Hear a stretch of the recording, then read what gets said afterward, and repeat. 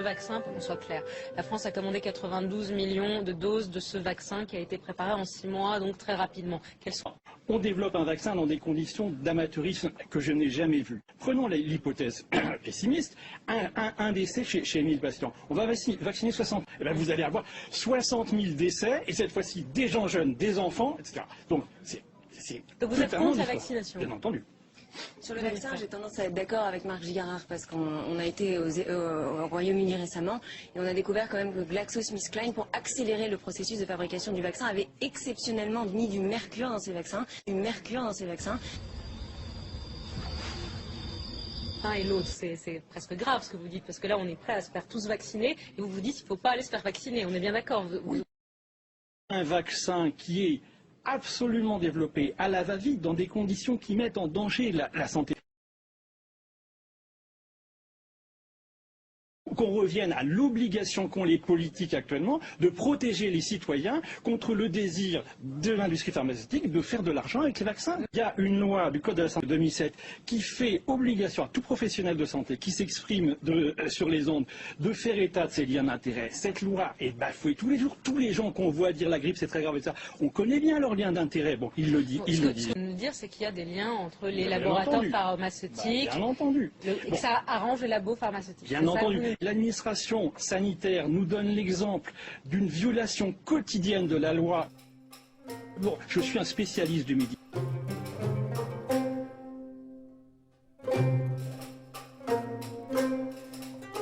D'où vient le dangereux coronavirus? Les médias rapportent que des serpents, des chauves-souris ou encore des pangolins sont la cause ou le porteur du virus.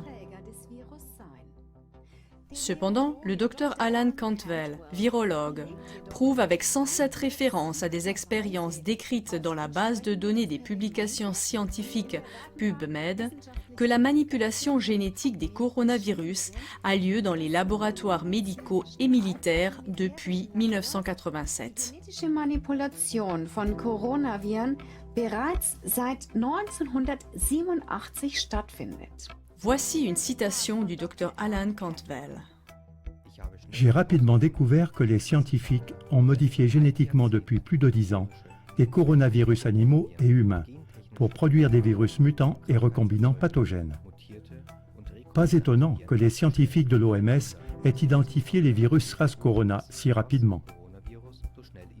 Cette recherche non supervisée produit des virus artificiels dangereux, dont beaucoup ont le potentiel de devenir une arme biologique. Une analyse experte du Dr James Lyons-Weiler, virologue, montre même qu'un fragment particulier de la séquence génétique du virus ne peut avoir été inséré qu'en laboratoire. Les constatations des deux virologues selon lesquelles le dangereux coronavirus provient d'un laboratoire et a été génétiquement modifié sont étayées par le fait que plusieurs brevets sur les coronavirus ont été officiellement enregistrés. Ces faits conduisent inévitablement à une autre question importante. Le coronavirus pourrait-il avoir été délibérément lâché sur le lieu de l'épidémie ? Tout près du marché d'alimentation et de poissons de Wuhan, où le virus est apparu pour la première fois, se trouve l'Institut de virologie de Wuhan. Selon le journal télévisé allemand, c'est le seul laboratoire chinois de tout l'empire de Chine qui travaille avec des substances biologiques et des virus des plus dangereux. Mais il existe à Wuhan un autre laboratoire travaillant sur les virus, Wuxi Pharma Tech Inc., qui est financé par le milliardaire américain George Soros. Pourrait-il y avoir un lien entre le virus et la proximité des laboratoires si on considère le lieu du départ de l'épidémie et les déclarations des deux virologues? Cela signifierait que ce n'est pas une simple théorie de la conspiration, comme le prétendent les médias comme un moulin à prière. Il est intéressant de noter que les événements de Wuhan rappellent beaucoup deux best-sellers. Le polar de science-fiction The Eyes of Darkness, Les yeux de l'ombre, de Dean Koontz de 1981, écrit il y a environ 40 ans, et la prophétie de Sylvia Browne, End of Days, la fin des jours, de 2008. Il décrit les principaux axes du scénario actuel de la pandémie. L'auteur à succès Dean Kunst parle dans son livre d'un virus provenant d'un laboratoire d'armes biologiques chinois à Wuhan qui déclenche une pandémie. End of Days prévoit une pandémie en 2020 au cours de laquelle des personnes mourront d'insuffisance pulmonaire. Nous sommes donc en présence d'incroyables similitudes. Le déclencheur, un virus. D'où vient celui-ci? D'un laboratoire d'armes biologiques en Chine. Dans quelle ville? Wuhan. Quand? En l'an 2020.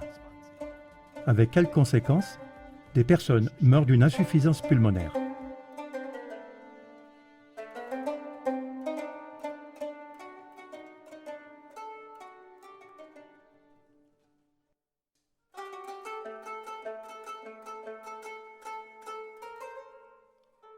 Premièrement, coronavirus est le terme générique désignant un groupe de virus sur lesquels différents instituts effectuent des recherches et des modifications génétiques. Le Pirbright Institute, entre autres, possède un brevet pour un de ces virus.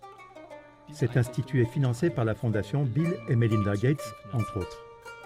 Selon des revues scientifiques, les brevets sont importants pour des vaccins potentiels. La fondation Bill Gates poursuit-elle vraiment des objectifs altruistes en brevetant les coronavirus? Ou se pourrait-il qu'on crée d'abord un problème, génère une réaction et offre ensuite une solution? Deuxièmement, Bill Gates et sa fondation ont déjà réalisé une simulation d'une pandémie de coronavirus le 18 octobre 2019 sous le titre Event 210, en français Événement 201.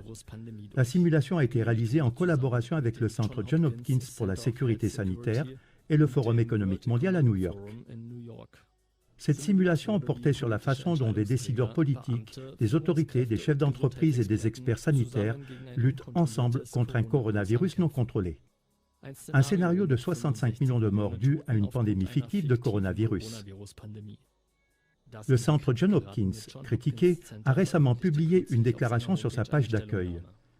Il n'avait pas prédit 65 millions de décès pour la pandémie actuelle, même si leur exercice contenait un tout nouveau coronavirus. Est-ce que tout cela n'est que coïncidence et théorie de conspiration? Ou bien y a-t-il un lien entre l'épidémie de coronavirus en 2019, le brevet de coronavirus et l'exercice Event 201?